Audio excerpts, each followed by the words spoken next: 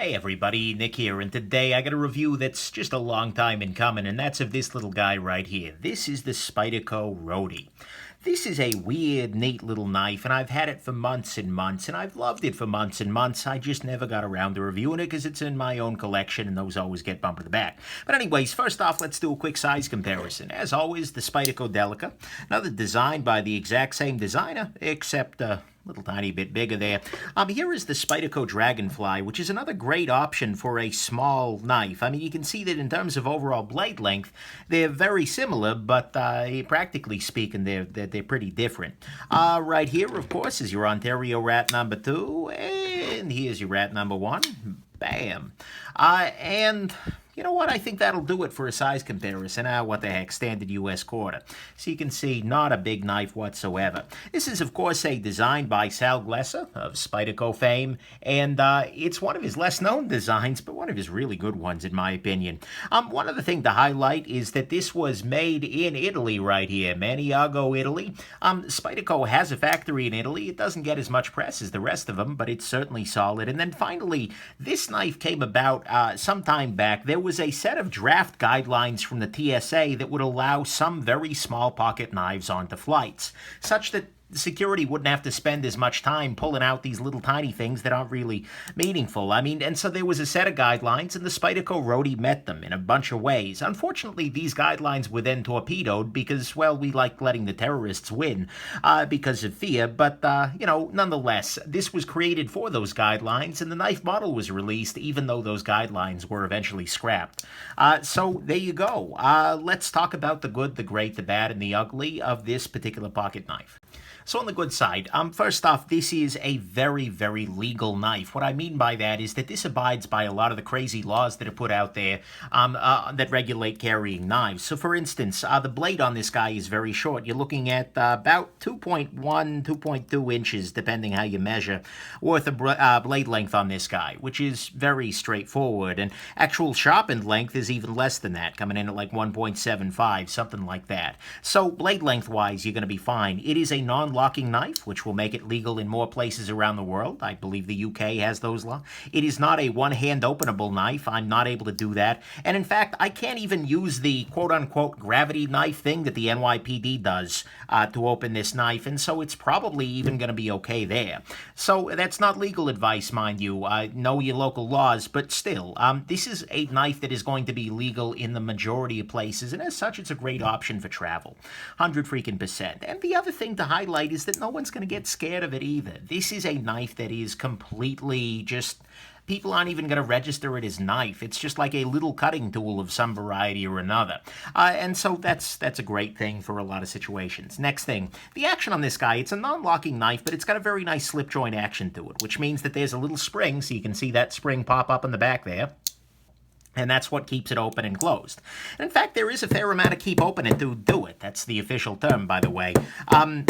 You know, I can sit here and whack this guy on the table all day long, and it's not shutting on me. I mean, with enough force, absolutely, it'll shut. But the thing is, it doesn't need to. And it's got a half stop, which means that as I come up to here, it stops, and then I need to apply more force to push it the rest of the way closed. Beautiful freaking thing.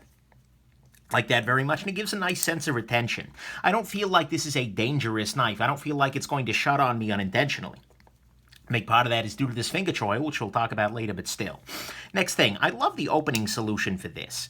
A lot of these smaller knives use a nail nick where you need to jam a thumbnail up in there and torture yourself in that manner. I really hate nail nicks. And I think this approach here, where they've kind of got these spherical indentations on the side of the blade on either side, is just a great approach. Because it is absolutely very easy to use. You just pinch, and then because your fingers are in this spherical thing, and because it's a sphere, you can very easily... It rotates within your fingers. It is a great solution to this. And you're not able to open it with one hand. It doesn't, you know, do the gravity knife thing. It is a great approach, and it's way nicer, in my opinion, than using a nail nick, especially for those of us who try and keep our nails relatively short. So that's a great thing. The blade on this guy is very, very nice. It is a full flat ground blade of N690 steel, which is one of those steels that is absolutely good to go. And it's full. It's relatively thin behind behind the edge. It's a decent enough blade shape, sort of a sheepy, warny sort of an affair, which gives good cuts like this. I mean, it's a great freaking blade. I can't argue with that. Next thing, this guy feels actually pretty robust for its size. I mean, practically speaking, it's a metal back spring in there with plastic on either side and then a blade. But the thing is, it feels way more robust than like your little Victorinox Classics or things like that, where I feel like handling those, I'm just going to break it in half. This guy doesn't. I mean, part of that is the grip and the thickness and the blade, but this just feels super like this is a serious cutting tool, even if it is a tiny one. And so I like that very much.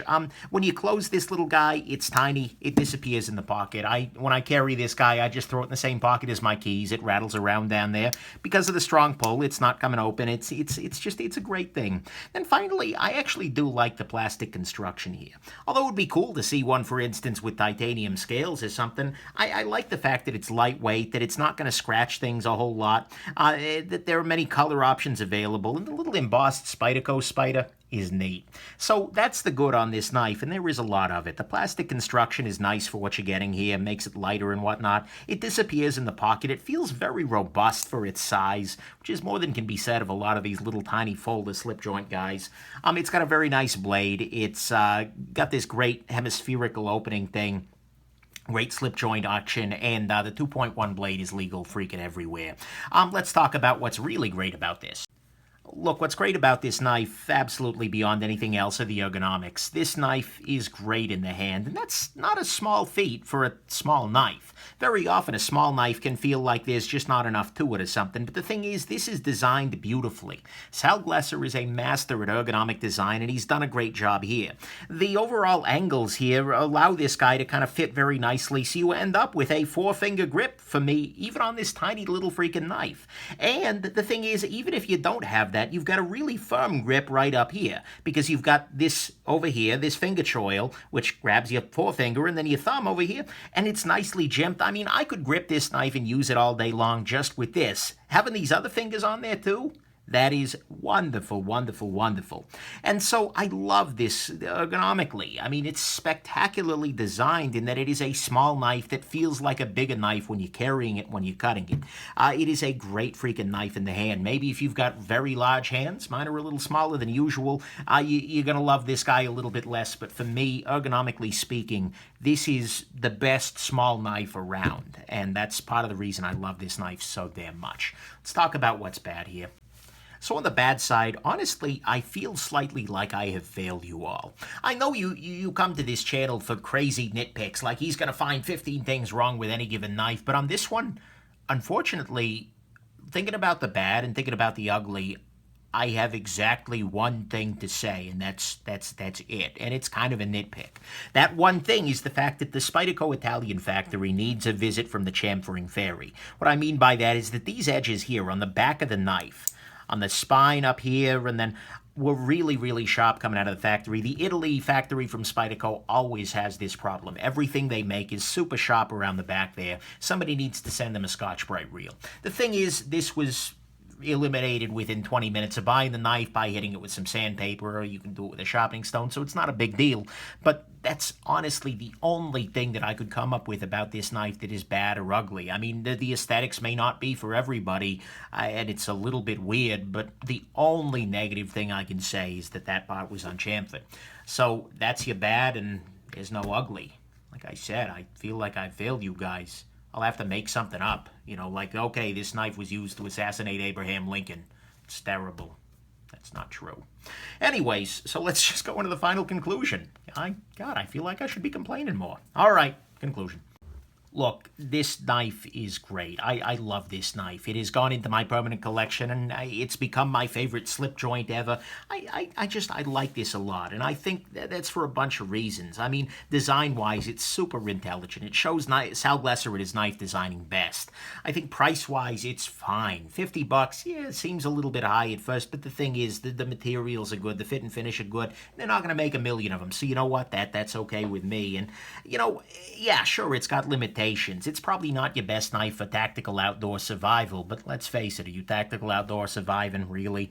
And, you know, unlike the Dragonfly, too, this is probably not going to cut the mustard as your one and only pocket knife. There were some tasks where this just doesn't feel like enough, and the Dragonfly does seem to do it. You know, the Roadie, maybe it's a little bit of a niche knife, but the thing is, if you are in that niche, this is just great. It's incredible. It's a great knife for travel. It's a great knife for the city. It's a great knife for days that you need something that is completely and totally inoffensive. If you are a guy who might carry two knives, you know, something big and crazy and something tiny and offensive, the Roadie's a pretty good option there on the smaller side because it's still plenty capable. For me, honestly, this gets most pocket time when I'm traveling or when I'm stopping by the post office to pick up another knife. Because this is enough to open any box. It'll handle me for the morning, and then when I got something else in there, I'll just throw it in the pocket and it disappears. No freaking problem. And so, look, this is a great knife. This is a shining gem. This is a shining freaking gem that's shaped like a unicorn and magical or something. I don't know how to do grades of gems. Flawless, whatever. It's pretty much flawless, let's be real here. So if you are considering the Roadie for whatever use, for whatever reason, just freaking do it. Because this Roadie really, really rocks.